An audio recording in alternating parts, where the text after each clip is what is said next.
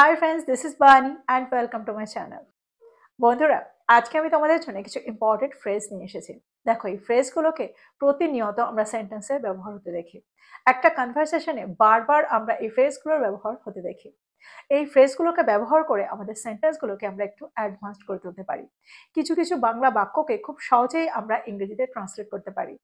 আজকের প্রত্যেকটা ফ্রেজ খুবই ইউজফুল। প্রত্যেকটা ফ্রেজকে খুব মন দিয়ে দেখো। সেন্টেন্সে আমরা এই ফ্রেজগুলোকে কিভাবে ব্যবহার করতে পারি। প্রত্যেকটা ফ্রেজকে আমি এক্সাম্পলের মধ্যে দিয়ে তোমাদেরকে বুঝিয়ে দেওয়ার চেষ্টা করব সেন্টেন্সে এই ফ্রেজগুলোকে ঠিক কিভাবে ব্যবহার করতে হয়। তো আজকের ভিডিওটা কিন্তু খুব ইম্পর্টেন্ট, তোমরা কোথাও যাবে না, আমার সাথে ভিডিওটা একদম শেষ পর্যন্ত থাকবে। যারা চ্যানেলে নতুন অর্থাৎ প্রথম আমার ভিডিও দেখছো তারা প্লিজ চ্যানেলটাকে সাবস্ক্রাইব করে নিও, তাহলে যখনই আমি ভিডিও আপলোড করবো তোমরা নোটিফিকেশন পেয়ে যাবে। তো আর দেরি না করে চলো শুরু করা যাক আজকের ভিডিও। সবার আগে আমরা যেটা দেখবো সেটা হলো in the face of something. দেখো, in the face of something এর অর্থ হলো কোনো কিছুর সম্মুখেও বা কোনো কিছুর মুখেও। আমরা বাংলায় প্রায় বলে থাকি বিপদের মুখে পড়েও সে সাহস হারায়নি, প্রতিকূলতার মুখে পড়েও সে তার কাজ চালিয়ে গিয়েছিল। তো এরকম অর্থে আমরা সেন্টেন্সে এই ফ্রেজটা ব্যবহার করতে পারি, in the face of something. Example দেখো, যদি আমি বলি বিপদের সম্মুখীন হয়েও সে শান্ত ছিল, তাহলে সেন্টেন্সটা কি হবে?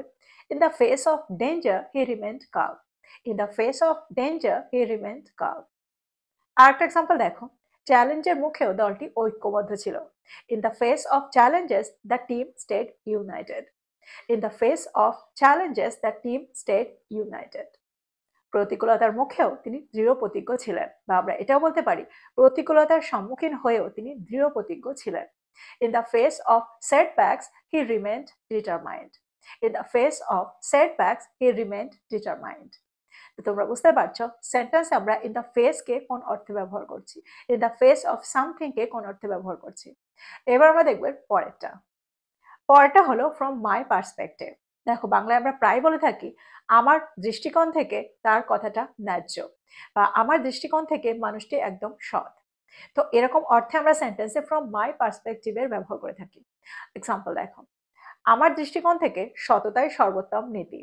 From my perspective honesty is the best policy. From my perspective honesty is the best policy.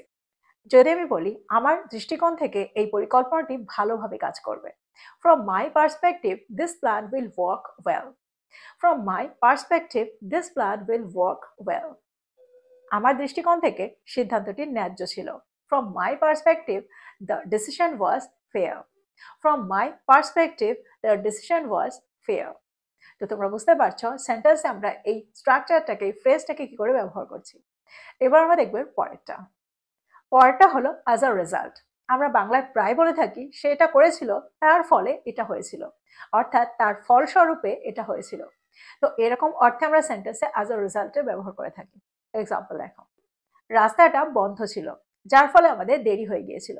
The road was blocked as a result we were late. The road was blocked as a result we were late. সে নিয়ম মানেনি যার ফলে তাকে জরিমানা করা হয়েছিল। He didn't follow the rules. As a result, he got fined. He didn't follow the rules. As a result, he got fined. আরেকটা এক্সাম্পল দেখো, বিদ্যুৎ চলে গিয়েছিল তার ফলস্বরূপে আমরা আমাদের কাজ শেষ করতে পারিনি। There was a power cut. আমরা এটাও বলতে পারি there was a power outage. As a result, we couldn't finish our work. There was a power outage. There was a power cut. As a result, we couldn't finish our work. তোমরা বুঝতে পারছো sentence আমরা as a রেজাল্টকে কোন অর্থে ব্যবহার করছি, কোনো কিছুর ফলস্বরূপে বা কোনো কিছুর ফলে। এরকম অর্থে আমরা সেন্টেন্সে অ্যাজ আ রেজাল্টকে ব্যবহার করতে পারি। এবার আমরা দেখব পরেরটা। পরেরটা হলো ইন দিস রিগার্ড, যার অর্থ হলো এই বিষয়ে বা এই ক্ষেত্রে। আমরা বাংলায় প্রায় বলে থাকি এই ক্ষেত্রে আমি আর কিছু বলবো না, বা এই বিষয়ে আমার একমত। তো এই ধরনের অর্থে আমরা সেন্টেন্সে এই স্ট্রাকচারটা ব্যবহার করতে পারি, এই ফ্রেজটা ব্যবহার করতে পারি। এই বিষয়ে আমার আর কোনো মন্তব্য নেই। In this regard I have no further comments. In this regard I have no further comments. এই বিষয়ে আপনার পরামর্শগুলো খুব সহায়ক। In this regard your suggestions are very helpful. In this regard your suggestions are very helpful. যদি আমি বলি এই বিষয়ে আমাদের দ্রুত ব্যবস্থা নেওয়া দরকার, তাহলে সেন্টেন্সটা কি হবে? In this regard we need to take immediate action. In this regard, we need to take immediate action. তো তোমরা বুঝতে পারছো ইন দিস রিগার্ডকে আমরা সেন্টেন্সে কোন অর্থে ব্যবহার করছি। এই বিষয়ে এরকম অর্থে আমরা সেন্টেন্সে ইন দিস রিগার্ডকে ব্যবহার করব। এবার আমরা দেখব পরেরটা। পরের ফ্রেজটা হলো বাই অ্যান্ড লার্জ। দেখো এটার অর্থ হলো মোটের ওপর, দ্যাট মিনস মোস্টলি। আমরা বাংলায় প্রায় বলে থাকি মোটের ওপর প্রকল্পটা ভালো গেছে, মোটের ওপর আমাদের ট্রিপটা খুব ভালো কেটেছে। তো এরকম অর্থে আমরা সেন্টেন্সে বাই অ্যান্ড লার্জে ব্যবহার করতে পারি। এক্সাম্পল দেখো, মোটের ওপর তিনি একজন ভালো মানুষ। By and large he is a good person. By and large he is a good person. মোটের ওপর আমি তোমার মতের সাথে একমত। By and large I agree with your opinion. By and large I agree with your opinion. মোটের ওপর তিনি পরিস্থিতিটা ভালোভাবে সামলেছিলেন। By and large she handled the situation well. By and large she handled the situation well. তো তোমরা বুঝতে পারছো সেন্টেন্সে আমরা এই ফ্রেজটাকে কি করে ব্যবহার করছি, বাই অ্যান্ড লার্জকে কি করে ব্যবহার করছি। এবার আমরা দেখবো এর পরেরটা। পরের স্ট্রাকচারটা হলো অন দ্য ফ্লিপ সাইড। দেখো সেন্টেন্সে যখন কন্ট্রাস্ট শো করবে, অর্থাৎ একটা আর একটার বিপরীতে যাবে, তখন আমরা সেন্টেন্সে এই ফ্রেজটা ব্যবহার করতে পারি। এটার অর্থ হলো তবে অন্যদিকে বা কিন্তু অন্যদিকে।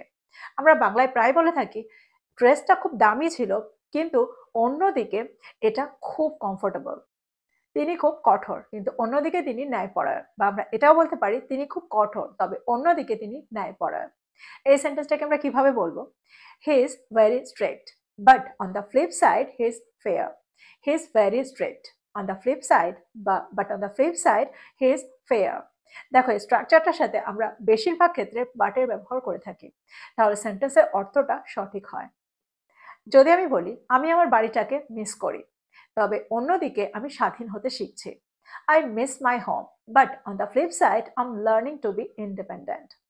I miss my home, but on the flip side I'm learning to be independent. তো তোমরা বুঝতে পারছো সেন্টেন্সে আমরা এই ফ্রেজটাকে কি করে ব্যবহার করছি। পরেরটা হলো ইন এসেন্স। দেখো এই ফ্রেজটার অর্থ হলো মূলত। আমরা যখন কোনো কিছুর এসেন্স বোঝাতে চাই, অর্থাৎ সার অংশটা বোঝাতে চাই, অর্থাৎ সামারি বোঝাতে চাই, তখন আমরা সেন্টেন্সে এই ফ্রেজটা ব্যবহার করতে পারি। অর্থাৎ মূলত ব্যাপারটা এটা। যদি আমি বলি মূলত সাফল্য কঠোর পরিশ্রম থেকে আসে, তাহলে সেন্টেন্সটা কি হবে? In essence success comes from hard work. In essence success comes from hard work. মূলত বক্তৃতাটি ঐক্য সম্পর্কে ছিল। In essence the speech was about unity. In essence the speech was about unity. যদি আমি বলি মূলত শিক্ষা হলো অগ্রগতির চাবিকাঠি, তাহলে সেন্টেন্সটা কি হবে? In essence education is the key to progress.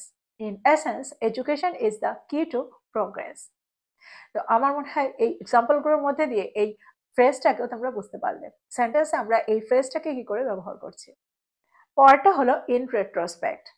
দেখো বাংলায় আমরা প্রায় বলে থাকি পেছনে ফিরে তাকালে বা অতীতের দিকে ফিরে তাকালে আমি কাজটা সঠিক করেছি বা সিদ্ধান্তটা সঠিক ছিল। অর্থাৎ আগের কথাটা ভেবে দেখলে সিদ্ধান্তটা সঠিক ছিল। তো এরকম অর্থে আমরা সেন্টেন্সে ইন রেট্রোস্পেক্টের ব্যবহার করে থাকি। এক্সাম্পল দেখো, যদি আমি বলি পেছনে ফিরে তাকালে এই শহরে আসাটা একটা দারুণ সিদ্ধান্ত ছিল, সেন্টেন্সটা কি হবে? In retrospect moving to this city was a great decision. In retrospect moving to this city was a great decision. পেছনে ফিরে তাকালে ওই চাকরিটা ছেড়ে দেওয়াটা একটা বুদ্ধিমানের কাজ ছিল। In retrospect quitting that job was a wise choice. In retrospect quitting that job was a wise choice. এবার যে ফ্রেজটা আমরা দেখবো সেটা হলো নিডলেস টু সে। দেখো এটার সঠিক অর্থ বার করতে গেলে আমরা এটা পাবো বলার দরকার নেই, কিন্তু এটাই কিন্তু এটার অ্যাকচুয়াল অর্থ নয়। অর্থাৎ সেন্টেন্সে যখন আমরা এই ফ্রেজটাকে ব্যবহার করব তার অর্থ হবে বলা বাহুল্য বা বলার অপেক্ষা রাখে না। এক্সাম্পল দেখো, বলার অপেক্ষা রাখে না দলটি অসাধারণ পারফর্ম করেছিল।